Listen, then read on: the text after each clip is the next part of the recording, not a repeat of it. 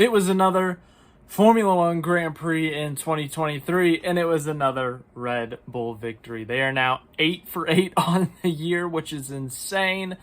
And it does seem like they're going to win every race this year. Now, obviously, that may not happen. It still has not happened in the history of F1. The closest that it got was in 1988 with McLaren. They won 15 out of 16 races with Alain Prost and Ayrton Senna. Speaking of Senna, Max Verstappen's victory today was his 41st victory of his career, and he ties Ayrton Senna on the all-time wins list. Speaking of statistical information and history and whatnot, Verstappen's win today was the 100th win for the Red Bull F1 team. So lots of important numbers happening today. Ayrton Senna's 41 win count is totaled or equaled by Max Verstappen. So Verstappen now tied for 5th on the all-time wins list. Will more than likely pass Senna next week at Austria, or 2 weeks from now at Austria, if we're being honest. And and then of course Red Bull getting their 100th win. The 100 is the big number. That's a big number for a team. The team that started in 2005, 18 years later, they have 100 Grand Prix wins. Verstappen with 41% of those wins. That is the easiest math I will ever do. 41 out of 100, 41%. I can do math, people. But next up on the list for Verstappen in terms of the all-time wins list, well, he just tied Senna. Assuming he passes Senna, next up on the list is Senna's arch rival, Alain Prost, at 51 wins, which he very well may achieve this year. Oh my goodness. Yes, more Red Bull domination is happening. It happened last year with Verstappen winning 15 out of 22 races, I believe. Yeah, he dominated last year. He's dominating again this year. He already has 6 wins on the season. His preseason over-under, according to Caesars, was 9.5. 9.5 wins. Will he get more or less? It very seems like he's going to hit the over on that number. But Verstappen, his 6th win of the year. In terms of the battle out front, there was not much of a battle, but it was a little bit more interesting than usual. Verstappen didn't exactly run away until late, and that's because Fernando Alonso was lifting and coasting. Both Lewis Hamilton and Fernando Alonso, when they were running in second, Verstappen did not exactly destroy them. Now, he still pulled a decent gap. Like, he was still leading comfortably, but it was under 5 seconds the majority of the time. So, that's not exactly safe. You have a bad pit stop, you could lose the lead there. That's not exactly the safest of leads, but it's still a pretty decent lead. So I think from that aspect, it seems like Mercedes and Aston Martin, their upgrades have worked, and they are closing the gap to Red Bull. They are not at the same pace as Red Bull. They are not even ahead of Red Bull. That's not even a question. But it seems like they are slowly closing the gap with these upgrades, and I think that's a promising sign. Obviously, we don't know if Red Bull has more upgrades or Aston Martin, Mercedes, what they have left. But the fact that their upgrades are working, it seems like they are slowly closing the gap to Red Bull. I think that's a good sign. We could get some more competition up front. Maybe, after the summer break, maybe a little bit close to the summer break, like Hungary or something. But, as of now, it still seems like Verstappen's going to win a lot, lead the most laps, or lead all the laps in some cases. But, yes, Max Verstappen once again wins. There were some pretty good midfield battles. We had a DRS train. Albon did a great job playing some defense, holding on to 7th place. But we saw some shuffling. We saw some moving around, which was fun. We saw a lot of mistakes into that last chicane, trying to pass. It's a really great opportunity to pass, but it's a tight chicane, so you can't really go in there side by side. The last example, we saw Lando Norris and Esteban Ocon going for position there at the end, and Norris tried to go around the outside. Not enough room. He had to take the runoff area and ended up conceding the position. But there was some good racing in the midfield, I would say, or anything behind like the top 5. I thought there was some decent racing up front. Obviously, it was a runaway. The battle for second got interesting for a second. But, other than that, let's look at the results here of this Canadian Grand Prix in the year 2023. Max Verstappen wins again. We're going to say this a lot this year, okay? It doesn't matter where in the world we go, whether it's Canada, whether it's Saudi Arabia. Well, actually, he didn't win Saudi Arabia this year. That's very ironic that the first place I thought of was a place he hasn't won. Whether it's Australia, whether it's Canada, Monaco, Spain, Bahrain, you name it, except for Saudi Arabia and Azerbaijan. And Max Verstappen has won there and will win there. Now, he has won at those tracks before. I'm getting beside the point. Max Verstappen wins again. I'm not shocked. Second place, Fernando Alonso actually he had some decent pace throughout the race until the end. The team was telling him to lift and coast. They didn't say why. Mercedes said it was a rear brake issue. The commentators were guessing that it was to save gas, but he was able to fight off Lewis Hamilton there at the end. Hamilton got within about a second and a half, but once he got that close, Aston Martin said, "All right, Fernando, go ahead, go pull the gap again," and Fernando pulled him by 3 or 4 seconds. So Fernando Alonso finished second, another podium for him with Aston Martin. Great result for him. He's still doing great this year, and he's catching Perez for second in the driver standings. We'll talk about Perez in a bit. Hamilton finishes third, another podium for Lewis Hamilton, his second straight podium, so another good result for him, good result for Mercedes. Those upgrades seem to be working, as I said, so really good result for him. Good job, Lewis Hamilton.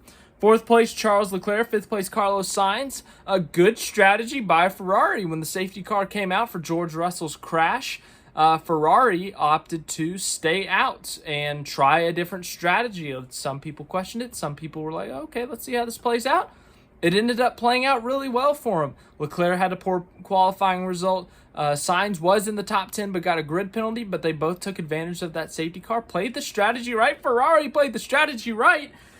And Ferrari finishes 4th, 5th. That's great for them, and that's great for them in terms of the constructors' standings, especially since both Mercedes and Aston Martin ended up with only one car in the points. Sergio Perez finishes 6th. Not meh. Perez looked so good after Azerbaijan. Everyone was saying, what can he do? Can he actually compete for this championship? It still seemed like a little bit of a long shot, but it was like, okay, he beat Max on speed there in Azerbaijan. What if Miami, he gets the pole, Verstappen P9, and then Verstappen wins, and it's like, okay, it's back to low odds, but, maybe a miracle happens at Monaco. Ever since Monaco, it has been a disaster for Sergio Perez. He crashes in Q1, finishes 16th after starting 20th. Spain, he's out in Q2 again, finishes 5th, 6th in that race. I can't remember. 4th. I think he finished 4th. And then this. Out in Q2 again. Makes his way into the points, which is good, but with how dominant this Red Bull car has been, with Verstappen getting 6 wins, with Perez himself getting a couple of wins, you would expect more. Yeah, he's had some disappointing qualifying results, but you'd expect him to make it up in the race. And if this car is truly that dominant, you'd expect him to be on the podium. So either this car is not as dominant as it seems, and Verstappen is just outperforming it and making it seem like it's a rocket ship more than it actually is, or Perez is just in a really bad funk and he can't find himself right now. He desperately needs a good result. He needs to get out of Q2, get back into Q3, get back on the podium, get that mojo going. The championship's out of question right now, but just start getting some more podiums. Get yourself another win.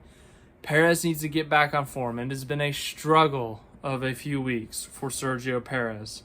Alex Albon, 7th, a fantastic race for him. Had an overall really good weekend, showed a lot of speed, but ended up holding on to 7th there for that last chunk of the race, and had Ocon right on him the entire run, had 3 or 4 more cars behind him that whole last run, but was able to hold on, get himself a solid 7th place finish. That's great for Williams in terms of the constructors, the points. So Albon, a fantastic result there, 6 points. That is huge for Williams. 8th place, Ocon. Ocon, solid day, right there. Points are good. 9th place, Lance Stroll in his home race had a grid penalty, started 16th, but he was able to rally back up into the points. Good for him. 10th place, Valtteri Bottas. It has been a struggle this year, I feel like. He got a point. That's huge for Alfa Romeo. It's been a struggle for them as a team, really, I feel like. But for them to get another point, that's big for them and the constructors as well. 11th place, Oscar Piastri. 12th, Pierre Gasly. 13th, Lando Norris. He was up there in the points, but got a time penalty for Unsportsmanlike conduct, I think is what they called it, because under the safety car, he was backing everyone up so Piastri could run away. So he got an unsportsmanlike conduct penalty for that. 14th, Yuki Tsunoda. Nico Hulkenberg, 15th after that great qualifying result yesterday. Unfortunate for him to finish 15th. It was such a promising weekend. 16th, Zhou Guanyu. 17th, Kevin Magnussen, and Nick DeVries had quite the incident. Great racing between them two through turns 1 and 2, but then going to the next chicane, DeVries just decided to go straight with Magnussen right there on him, and they parked there for a minute, let everything cool down, backed it back up, and went back around, but quite the move by DeVries. Speaking of, he finished 18th. Nick DeVries has been a struggle this year. We've been talking a lot of struggles in this race. Alfa Romeo, Valtteri Bottas, Sergio Perez, and Nick DeVries. Oh, the struggle bus is real for them. George Russell did not finish. He wrecked himself. Just lost the car leaving a chicane and hit the curb too hard, and he ended up crashing. They actually came back, fixed the tire, fixed the car a little bit, and then he had a mechanical failure. Did not finish. Logan Sargent, only like 6 laps into the race, his car decided to break down. He finishes last. So nothing he could really do there. Unfortunate for him. He's had a struggle of a year as well. Some of it his fault, some of it not his fault. But that's your results as I hit the bucket next to me. Of the Canadian Grand Prix, not the most exciting race. In terms of the win, no, it was not exciting at all, but I thought the midfield battles were pretty fun at times. We saw some mistakes made. We saw some good passes, some good battles, but I'm just waiting for that one race this year to be an absolute fantastic race. Like last year when Verstappen dominated a lot of the races, every once in a while we'd have an absolutely amazing race. You look at Brazil last year.